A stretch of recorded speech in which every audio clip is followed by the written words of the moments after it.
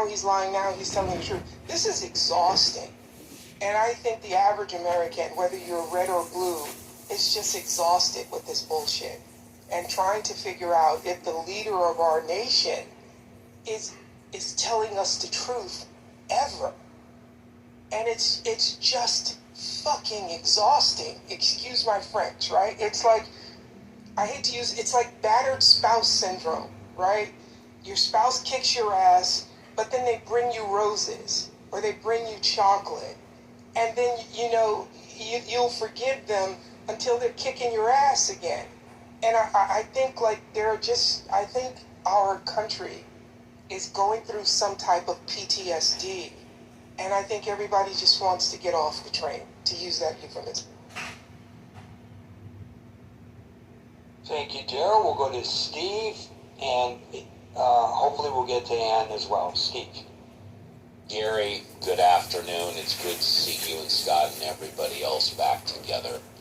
Considering that I live in Los Angeles, the homeless capital of the country, I thought I would bring up some interesting euphemisms that go along with homeless and unhoused. For example, human error frames the individual mistakes as natural, unavoidable flaws that are caused by the system. Capacity constraints implies a person failed because the system lacks the staffing or resources needed to succeed.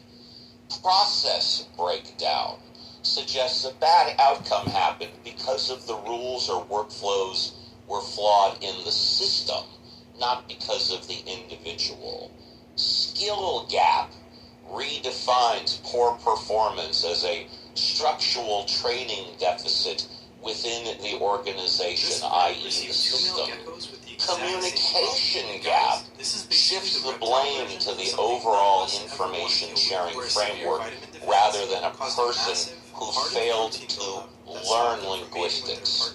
Systemic issues highlights an ingrained flaw in the organization and the system and society's structure that is inherently causes poor results. Macroeconomic factors attributes an individual's financial or professional struggles to a large-scale, unavoidable economic trend because of the system. And two more, workforce realignment, a corporate term that masks mass layoffs or firings as a broad strategic structural As opposed to when he says